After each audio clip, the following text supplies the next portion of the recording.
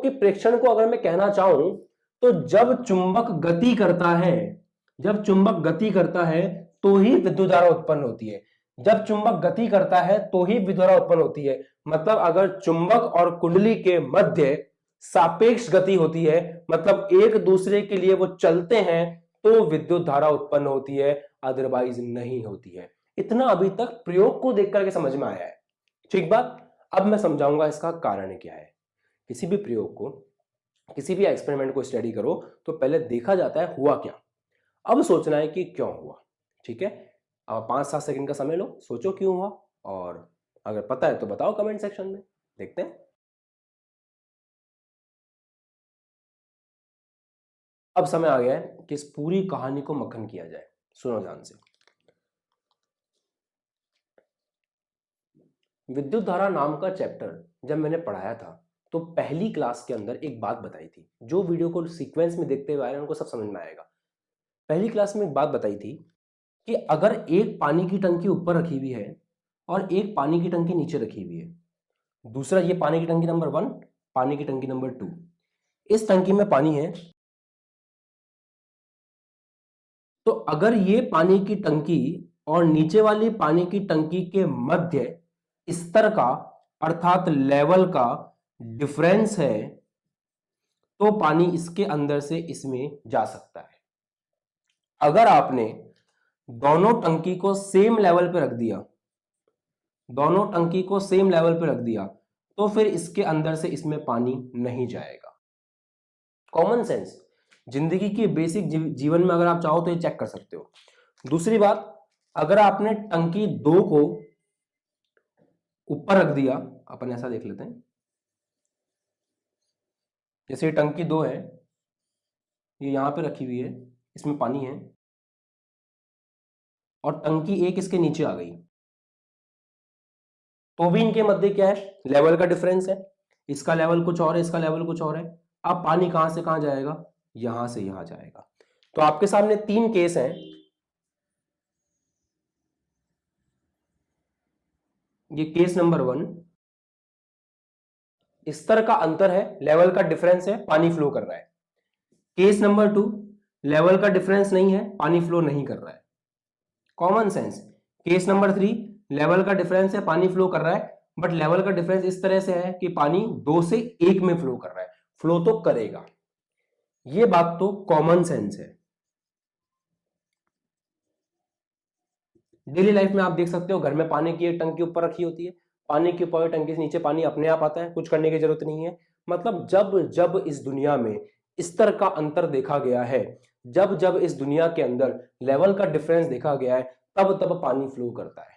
बिल्कुल वैसे ही जब जब विभव का अंतर होता है, तब आवेश गति करते हैं, और इसे विद्युत धारा कहा जाता है। ये मैंने विद्युत धारा वाले चैप्टर में आपको पढ़ाया था। अब ये कहानी जिस बंदे को अच्छे से क्लियर है, वो इस सारी माथापच्ची को चुटकियों में समझ सकता है। ध्यान से देखिएगा और आनंद लीजिएगा। शुरू करते हैं। अभी ये अपने आप में चुंबक है। चुंबक की एक बहुत बड़ी खासियत होती है कि चुंबक अपने चारों तरफ चुंबकीय क्षेत्र उत्पन्न करता है। 1 नंबर बात। अब मान लेते हैं ये चुंबक जो है अपने चारों तरफ चुंबकीय क्षेत्र उत्पन्न कर रहा है। इस चुंबक से बहुत सारी जो है, इस चुंबक से बहुत सारी चुंबकीय क्षेत्र रेखाएं निकलती हैं, बहुत सारी, कोई कमी नहीं है। परंतु क्योंकि ये कुंडली बहुत दूर रखी हुई है, इसलिए इस कुंडली से गुजरने वाली चुंबकीय क्षेत्र रेखाएं जो इस चुंबक के कारण है, उसकी काउंटिंग कितनी है, 2 है। क्योंकि इस चुंबकीय क्षेत्र से, इस चुंबक से तो बहुत सारी चुंबकीय क्षेत्र रेखाएं निकलती है। आप जानते हो एन से निकल के घूम के एस तक जाएंगी, ऐसे एन से निकल के घूम के एस तक जाएंगी, पढ़ रखा है अपन ने। तो ये जो चुंबक है, क्योंकि भाई साहब ये चुंबक बहुत दूर रखा हुआ है, इसलिए इससे गुजरने वाली चुंबकीय क्षेत्र रेखाएं जो है, उनकी गिनती कितनी है, 2 है। किसमें से, कुंडली से। अब अगर मैं घड़ी लेकर के बैठूं, है ना, अगर मैं घड़ी लेकर के बैठूं और घड़ी को ऑन कर दूं, समय आगे बीतता जाएगा, परंतु क्योंकि आपका चुंबक एक ही जगह पर रुका हुआ है, तो पहले भी चुंबकीय क्षेत्र रेखाएं 2 थी, बाद में भी 2 रहेंगी, उसके बाद भी 2 रहेंगी, उसके बाद भी 2 रहेंगी। मैं जिंदगी भर बैठा रहूंगा ना, तो भी चुंबकीय क्षेत्र रेखाएं 2 ही रहेंगी। मतलब पहले वाली चुंबकीय क्षेत्र रेखाएं और बाद वाली चुंबकीय क्षेत्र रेखाओं में कोई भी अंतर नहीं है।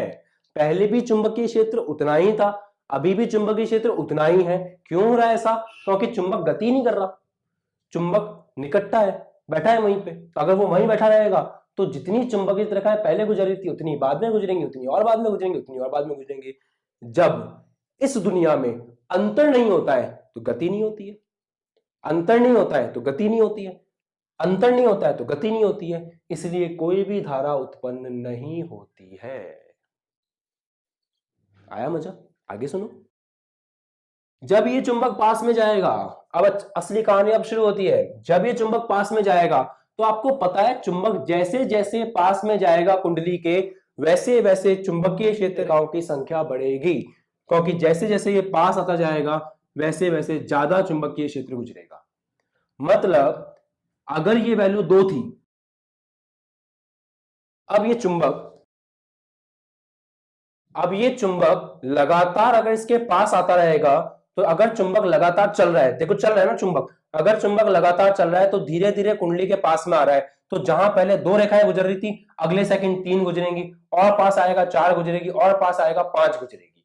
मतलब जब चुंबक कुंडली के पास में आता है, जब चुंबक कुंडली के पास में आता है, तो इसका मतलब कुंडली से संबंधित चुंबकीय क्षेत्र रेखाओं की संख्या में वृद्धि होती है, चुंबकीय क्षेत्र में वृद्धि होती है। हमें वृद्धि से कोई मतलब नहीं है, हमें परिवर्तन से मतलब है। परिवर्तन हो रहा है क्या? बिल्कुल हो रहा है। अभी 2 से 3 हुआ, अगले सेकंड 3 से 4 हो गया, अगले सेकंड 4 से 5 हो गया। जब जब इस दुनिया में परिवर्तन देखा गया है, तब तब विद्युत धारा या फिर कोई भी चीज गति करती है। तो परिवर्तन होने से, जैसे यहाँ पे पानी गति करता है, वैसे ही चुंबकीय क्षेत्र रेखाओं में परिवर्तन होने से चुंबकीय क्षेत्र में परिवर्तन होता है, और वो परिवर्तन मजबूर करता है इस कुंडली को कि तुम धारा उत्पन्न करो। इसलिए जब चुंबक पास में आता है तो चुंबकीय क्षेत्र रेखाओं में परिवर्तन से धारा उत्पन्न होती है और एक निश्चित दिशा में धारा आती है। बोलो चमका? आया मजा? आगे और सुनो। अब आपने क्या किया, जब तक चुंबक चल रहा था तब तक परिवर्तन हो रहा था, क्योंकि जैसे जैसे चुंबक पास में आएगा चुंबकीय क्षेत्र रेखाओं की गिनती बढ़ती आएगी, बढ़ती आएगी, बढ़ती आएगी। आपने ले जाकर के रोक दिया, 2 से 3 हुआ, 3 से 4 हुआ, 4 से 5 हुआ, 5 पे ले जाके आपने रोक दिया। तो जैसे ही आप रुक गए, अब अगले सेकंड देखोगे गति नहीं हो रही है, अगले सेकंड भी 5 रहेगा, गति नहीं हो रही है, अगले सेकंड भी 5 रहेगा, गति नहीं हो रही है, अगले सेकंड भी 5 रहेगा। परिवर्तन समाप्त हो गया। अगर इस दुनिया में परिवर्तन समाप्त हो जाता है तो फिर कुछ ही कर लो, कुछ नहीं होगा। आप एक पानी की टंकी को 1000 फीट पे रख दो, दूसरी पानी की टंकी को भी 1000 फीट पे रख दो। 1000 फीट पे रखने के बाद भी अगर दोनों टंकियों का स्तर जो है वो बराबर है, पानी फ्लो नहीं करेगा, ये वाला केस। और एक टंकी को हल्का सा 1 फुट ऊपर रख दो और एक को नीचे रख दो, पानी फ्लो कर जाएगा। अंतर is very important, difference is very important, और वही मेन बात है। तो यहां पे चुंबक को ले आकर के आपने वापस से रोक दिया, अंतर बंद हो गया मेरे भाई, अंतर बंद हो गया, धारा प्रवाहित नहीं होगी। आगे देखो, अभी कितने पे सेट हो गया? 5 पे। अब आप क्या कर रहे हो, अब इस चुंबक को आप दूर लेके जा रहे हो। जब चुंबक को आप दूर लेके जा रहे हो तो इस कुंडली से संबंधित चुंबकीय क्षेत्र रेखाओं की संख्या घटेगी, कम होगी। क्यों? क्योंकि चुंबक दूर जा रहा है। तो 5 से अगले सेकंड 4 हो गया, और दूर गया 3 हो गया, और दूर गया 2 हो गया। डजंट मैटर, परिवर्तन तो हो रहा है ना। 5 से 4 हुआ, 4 से 3 हुआ, 3 से 2 हुआ। ये उस तरह का परिवर्तन है कि पहले अगर टंकी 1 ऊपर रखी थी, टंकी 2 नीचे रखी थी, तो पानी ऐसे फ्लो कर रहा था। अब अगर ऐसा हो गया है कि टंकी 2 ऊपर है, टंकी 1 नीचे है, तो पानी तो अभी भी फ्लो करेगा। पहले 1 से 2 में फ्लो कर रहा था, अब 2 से 1 में करेगा। पहले विद्युत धारा की दिशा ये आ रही थी, अब विद्युत धारा की दिशा ये आएगी। चमका कि विद्युत धारा की दिशा में परिवर्तन क्यों होता है और विद्युत धारा उत्पन्न क्यों होती है? वापस से एक बार, कोई जल्दी नहीं है। जब आपका चुंबक रुका हुआ है, इससे संबंधित चुंबकीय फ्लक्स के मान में समय के साथ कोई परिवर्तन नहीं हो रहा है, कोई परिवर्तन नहीं है, कोई धारा नहीं है। जब ये पास में आ रहा है तो परिवर्तन हो रहा है, बढ़ रहा है चुंबकीय क्षेत्र। परिवर्तन होने से धारा उत्पन्न होती है। जब पास में लाकर के आपने रोक दिया, वापस से परिवर्तन रुक गया, धारा उत्पन्न नहीं होगी। जब दूर लेके जा रहे हो तो कम हो रहा है, मतलब जब बढ़ रहा था वो भी परिवर्तन है, कम हो रहा है वो भी परिवर्तन है। धारा इस केस में भी आएगी, धारा इस केस में भी आएगी, क्योंकि टंकी 1 ऊपर रखी हो चाहे टंकी 2 ऊपर रखी हो, पानी तो फ्लो करेगा, क्योंकि इस तरह का अंतर है। बस इस केस में 1 से 2 कर रहा है, इस केस में 2 से 1 करेगा। इस केस में धारा इधर प्रवाहित हो रही है, इस केस में धारा इधर प्रवाहित होगी। फिर आपने क्या किया, 5 4 3 2 1 वापस लाके रोक दिया। तो अब फिर से कितना हो गया, 2। समय के साथ में कोई परिवर्तन नहीं हो रहा है, समय के साथ में अगर कोई परिवर्तन नहीं है तो फिर से कोई धारा प्रवाहित नहीं होगी। तो दोस्तों अब समय आ गया है कि अपन निष्पक्ष और कुंडली के मध्य, जब एक चुंबक और कुंडली के मध्य सापेक्ष गति होती है, जब दोनों एक दूसरे के लिए गति करते हैं, उस समय कुंडली से संबंधित चुंबकीय क्षेत्र रेखाओं की संख्या में परिवर्तन होता है। चुंबकीय क्षेत्र रेखाओं की संख्या बढ़ भी सकती है और चुंबकीय क्षेत्र रेखाओं की संख्या घट भी सकती है। जब चुंबकीय क्षेत्र रेखाओं की संख्या में परिवर्तन होता है तो वहां पे विद्युत धारा को चलाने वाला एक बल लगता है और उस बल का नाम है विद्युत वाहक बल। विद्युत को वाहक करने वाला, चलाने वाला बल। फिर से एक बार, कोई जल्दी नहीं है।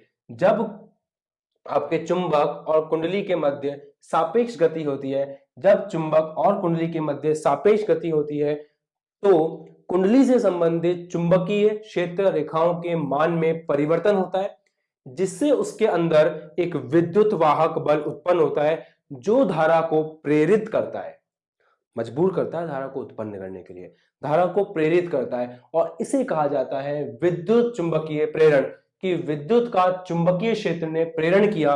प्रेरण मतलब बनाना, तो उसको कहते हैं विद्युत चुंबकीय प्रेरण।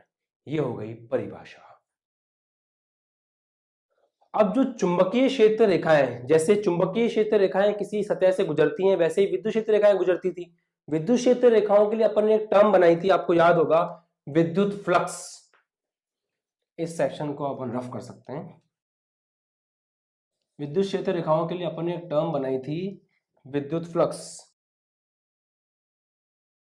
जितनी ज्यादा विद्युत क्षेत्र रेखाएं गुजरती हैं उतना ही ज्यादा विद्युत फ्लक्स होता है, और विद्युत फ्लक्स होता है फाई बी बराबर EA cos theta, first chapter के अंदर। बिल्कुल वैसे ही होता है दोस्तों चुंबकीय फ्लक्स, कोई परिवर्तन नहीं है।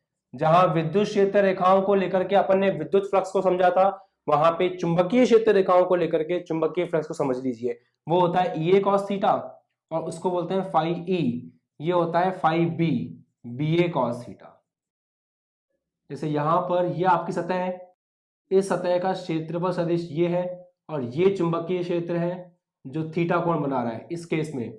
बिल्कुल वैसे ही ये आपका क्षेत्रफल सदिश है, ये चुंबकीय क्षेत्र है जो थीटा कोण बना रहा है, तो फ्लक्स इतना होगा। तो चुंबकीय क्षेत्र रेखाओं को अपन चुंबकीय फ्लक्स की सहायता से भी बोल सकते हैं। ऐसा कहने का मतलब क्या है, जैसे मैं अभी बोल रहा था ना कि जब कुंडली और चुंबक के मध्य, या जब कुंडली और चुंबक के मध्य सापेक्ष गति होती है तो कुंडली से संबंधित चुंबकीय क्षेत्र रेखाओं की संख्या में परिवर्तन होता है। तो चुंबकीय क्षेत्र रेखाओं की संख्या में परिवर्तन होता है, ये बोलने की जगह हम कह सकते हैं चुंबकीय फ्लक्स में परिवर्तन होता है। अब ध्यान से आप समझिएगा, है ना, एक स्टेप बाय स्टेप है, परिभाषा रटने का नहीं, समझने का। सबसे पहले क्या होती है, सापेक्ष गति। ये पॉइंट है कि जब चुंबक और कुंडली के मध्य सापेक्ष गति होती है तो कुंडली से संबंधित क्या चीज बदलती है, चुंबकीय क्षेत्र रेखाएं। चुंबकीय क्षेत्र रेखाएं मतलब चुंबकीय फ्लक्स। तो जब कुंडली और चुंबक के मध्य, जब कुंडली और चुंबक के मध्य सापेक्ष गति होती है तो चुंबकीय फ्लक्स के मान में परिवर्तन होता है। जब चुंबकीय फ्लक्स के मान में परिवर्तन होता है तो उससे विद्युत वाहक बल उत्पन्न होता है। यह विद्युत वाहक बल धारा को प्रेरित करता है।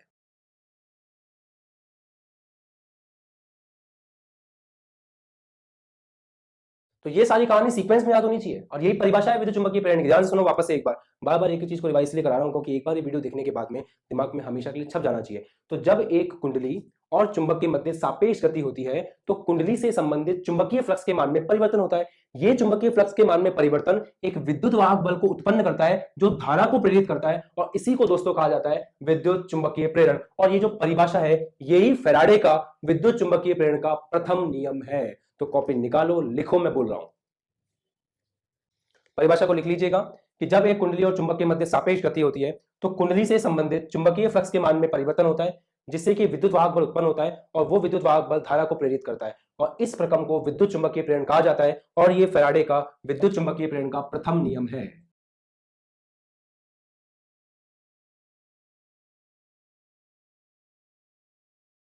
फैराडे का विद्युत चुंबकीय प्रेरण का प्रथम नियम।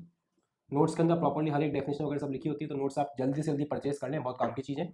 बाकी अगर आप लिखना चाहें तो मैं बोल रहा हूं कि जब कुंडली और चुंबक के मध्य सापेक्ष गति होती है तो कुंडली से संबंधित चुंबकीय फ्लक्स में परिवर्तन होता है, जिससे कि एक विद्युत वाहक बल उत्पन्न होता है जो धारा को प्रेरित करता है और इस प्रक्रम को विद्युत चुंबकीय प्रेरण कहते हैं। अब फैराडे का तृतीय नियम ध्यान से सुनिएगा और समझिएगा। देखो एक बात बताओ कि दो केस देखते हैं। अगर मैं इस चुंबक को धीरे धीरे पास में लेके आऊं तो क्या होगा, और इस चुंबक को तेजी से पास में लेके आऊं तो क्या होगा। दूसरी बात, इस चुंबक को धीरे धीरे दूर लेके जाऊं तो क्या होगा, इस चुंबक को तेजी से दूर लेके जाऊं तो क्या होगा। ये आप सोचो। अगर मैं चुंबक को जल्दी जल्दी पास लाऊंगा तो जो विद्युत क्षेत्र रेखाओं की संख्या में परिवर्तन है वो ज्यादा होगा। जैसे अभी धीरे धीरे पास में लेके आ रहा हूं तो 2 3 4 5 परिवर्तन कितने का हो रहा है, 1 का हो रहा है। अगर मैं इसको तेजी से पास में लेके आऊंगा तो परिवर्तन ज्यादा होगा, 2 6 8 10 12, हो सकता है 2 का परिवर्तन हो। और तेज लेकर के आऊंगा, हो सकता है 3 का परिवर्तन हो जाए, 2 के बाद 5 हो जाए, 8 हो जाए, 11 हो जाए, 14 हो जाए, इस तरह से। अगर ये परिवर्तन ज्यादा होगा, चुंबकीय क्षेत्र रेखाओं की संख्या में परिवर्तन ज्यादा होगा, तो विद्युत वाहक बल भी ज्यादा लगेगा। सोचने वाली बात है मेरे दोस्तों। अगर आप चुंबक को बहुत तेजी से पास में लेके आओगे तो चुंबक को बहुत तेजी से पास में लाने से चुंबकीय फ्लक्स में, चुंबकीय क्षेत्र रेखाएं क्या होती है, चुंबकीय फ्लक्स में परिवर्तन बहुत तेजी से होगा। इसको कहते हैं चुंबकीय फ्लक्स में परिवर्तन की दर। दर मतलब प्रति एकांक समय। परिवर्तन 1 का हो रहा है, तेजी से पास में लेके आओगे परिवर्तन 2 का होगा। जितना तेजी से चुंबकीय फ्लक्स में परिवर्तन होगा उतना ही ज्यादा विद्युत वाहक बल उत्पन्न होगा, उतनी ही ज्यादा धारा आएगी। ठीक बात है। तो ये जो विद्युत वाहक बल है, ई बोलते हैं इसको, ये किस बात पर निर्भर करता है, ये निर्भर करता है इस बात पर कि चुंबकीय फ्लक्स में परिवर्तन की दर क्या है। ये जो विद्युत वाहक बल है ये इस बात पर निर्भर करता है कि चुंबकीय फ्लक्स में परिवर्तन की दर क्या है। नोट करो इस पॉइंट को। तो पॉइंट आपके अच्छे से क्लियर हो गया होगा कि अगर चुंबक जल्दी से पास आएगा, तेजी से पास आएगा, तो चुंबकीय क्षेत्र रेखाओं की संख्या में तेजी से परिवर्तन होगा, चुंबकीय फ्लक्स में परिवर्तन ज्यादा होगा। अगर चुंबकीय फ्लक्स में परिवर्तन ज्यादा है इसका मतलब विद्युत वाहक बल भी ज्यादा आएगा, और चुंबकीय फ्लक्स में परिवर्तन की दर कम है तो आपका विद्युत वाहक बल भी कम आएगा। मतलब चुंबकीय फ्लक्स में परिवर्तन बटा समय के आपका जो ई है वो बराबर होता है। और यहां पर दोस्तों एक बात याद रखना कि एक माइनस साइन आता है, ये माइनस साइन लेंज के नियम के कारण आता है। इसका जो कारण है वो लेंज का नियम है, जो हमारा अगला वीडियो होगा, सेकंड वीडियो में मैं आपको बताऊंगा कि लेंज का नियम क्या है। फिलहाल ये आपके सामने है फैराडे का विद्युत चुंबकीय प्रेरण का द्वितीय नियम, और द्वितीय नियम ये बोलता है कि विद्युत वाहक बल, प्रेरित विद्युत वाहक बल चुंबकीय फ्लक्स में परिवर्तन की दर के बराबर होता है एक ऋणात्मक चिन्ह के साथ में। मक्खन करने की पूरी कोशिश करी है।